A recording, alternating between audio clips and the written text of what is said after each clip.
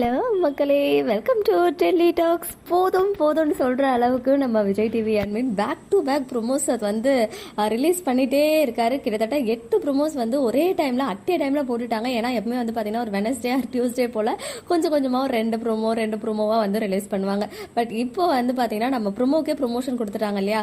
So அதனால Thursday தான் release பண்ணுறாங்க அப்படின்ற காரணத்தினால ஒட்டுமொத்த ப்ரொமோவையும் போட்டு தள்ளிட்டாரு.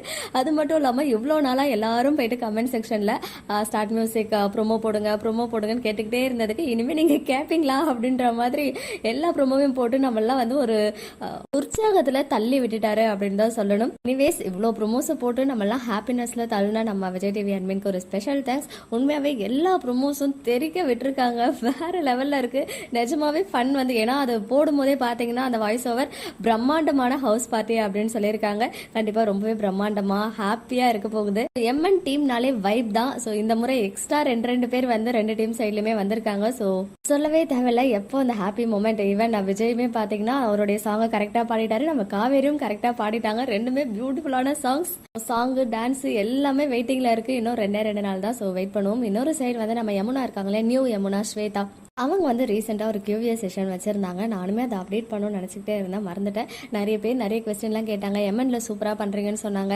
எல்லாத்துக்குமே அவங்க வந்து தேங்க் பண்ணி அழகாக வந்து ரிப்ளை பண்ணியிருந்தாங்க நிறைய பேரோட கொஸ்டின்ஸ்க்கு. அதில் வந்து சிலர் சுவாமி கூட பிக்சர் போடுங்க அப்படின்னு கேட்டதுக்கு சூன் அப்படின்னு வந்து ஆன்சர் பண்ணியிருக்காங்க. ஸோ பிக்சர்லாம் எடுத்து வச்சுட்டாங்களா இல்லை இனிமேல் போஸ்ட் பண்ணுவாங்களான்னு தெரியல. பட் நெக்ஸ்ட் ஷெடியூல்லேருந்து இவங்க சைட்ல இருந்தும் அப்டேட்ஸ் வரும் அப்படின்னு நான் எதிர்பார்க்குறேன். ஏன்னா ரெகுலராக அப்டேட்ஸ் போடுறவங்க கூட நம்ம எம்என் சீரியல் ஸ்டார்ட் ஆகிட்டாலே வந்து அதாவது ஷூட்டிங் போயிட்டாலே அப்டேட்ஸ் கொடுக்கவே ஸ்டாப் பண்ணிடுறாங்க. ஒரு வேலை ஸ்ட்ரிக்டாக இருக்காங்களா என்னன்னு சொல்லிட்டு தெரியல. பட் எனிவேஸ் இந்த யமுனாவும் வந்து நிறைய பிக்சர்ஸ்லாம் ஷேர் பண்ணுறேன் அப்படின்னு வந்து நமக்கு சொல்லியிருக்காங்க. கண்டிப்பாக பண்ணுவாங்க அப்படின்னு நம்ம எதிர்பார்க்கலாம். நம்ம ராகினி இருக்காங்க இல்லையா, அவங்களுமே 2 நாளைக்கு முன்னாடி ஒரு வீடியோ ஷேர் பண்ணியிருந்தாங்க பிரவீன் சார் அண்ட் நம்ம நிவினை வச்சு.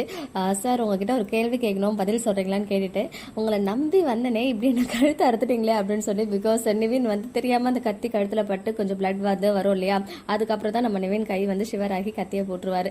ஸோ அதை வந்து நீ என்கிட்ட கேட்காதா அவங்ககிட்ட கேளுன்னு சொல்லிட்டு வேகமாக போயிடுவார் பிரவீன் சார். அந்த வீடியோ வந்து இன்ஸ்டாவில் நம்ம ராகினி போட்டிருந்தாங்க. அந்த ஸ்னாப்ஸ் இங்கே உங்களுக்காக. ஓகே மக்களே, நெக்ஸ்ட் வீடியோவில் மீட் பண்ணுறேன். எக்ஸ்க்ளூசிவ் அப்டேட்ஸ்க்கு மறக்காம நம்ம யூடியூப் சேனலை சப்ஸ்கிரைப் பண்ணிக்கோ.